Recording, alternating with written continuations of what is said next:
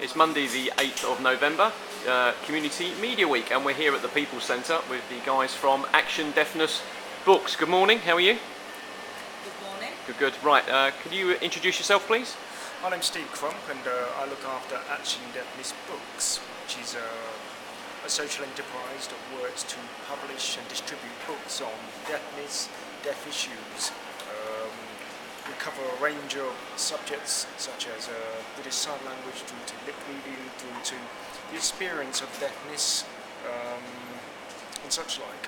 Our client base is professionals working in the field of deafness, people in the NHS, through to people that are interested in learning BSL, children, and of course the people that are deaf themselves, those that have experienced deafness or are looking to come to terms with a particularly acquired hearing loss. We've been running for about 18 months now, based here at the Peepul Centre, Leicester, and we've been absolutely delighted with the response that's occurred, the amount of interest in people that are looking to buy the books and publications that we stock. But what's more is that we're also a publisher, and we're very excited to announce that in the next year we will be publishing 4 pieces of work. Nick Sturley, one of the UK's leading deaf writers, will be publishing his second novel with us, Innocence of Oppression. Rita Bansal, a young deaf woman who's travelled the world, will be publishing with us a DVD of her experiences travelling. We're introducing a new publishing concept called Key Signs, which is a series of signs assembled in a spiral format, which will be available for people learning BSL, so we're particularly pleased and excited about that.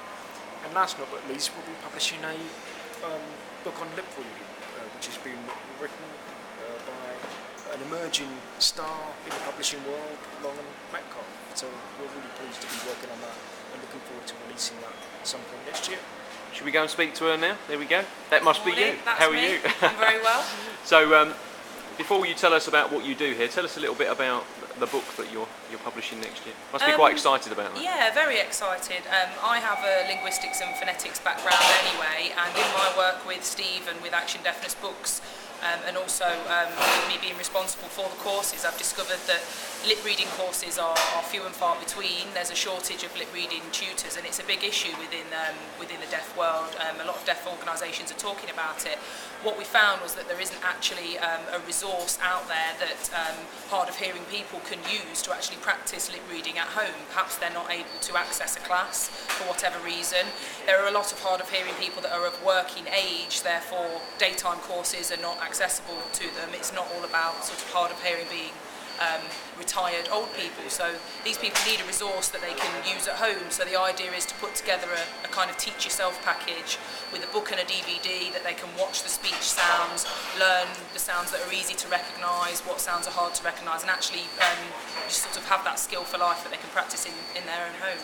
Fantastic. So tell us what you do on a day-to-day basis here at my main, probably the biggest role that I'm involved in is the organising of the courses that we run. So that can be anything from British Sign Language courses for the general public, to enrichment courses in schools for young people to learn British Sign Language, lip reading courses for hard of hearing people, also deaf awareness and equality training, which we deliver with major businesses, organisations, faith groups, and voluntary sector organisations so they can become more aware of deaf issues and therefore make their services more accessible to deaf people. So that's kind of my main role, coordinating those courses, getting the tutors together.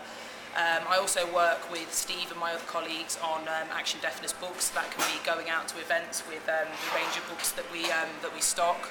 That can be anything from, again, we do books on British Sign Language, interpreting, books for children and professionals. So there's really a wide range.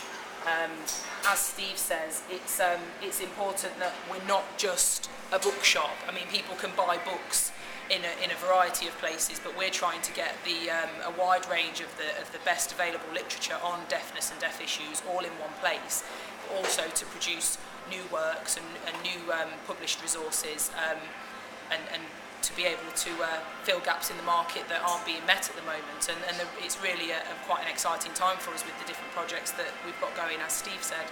Brilliant, thanks very much, Lauren. Steve, just to finish off now, this book here, we've seen this before because we've interviewed you before, haven't we, at the when you were down on Welford Road before you moved to the Peepul Centre. You can tell us a little bit more of an update on where you're at with the Ollie character? Learn to Sign with Ollie, I mean, it's a series of very successful books. There's Learn to Sign with Ollie, the first book that was published by Such Publishing.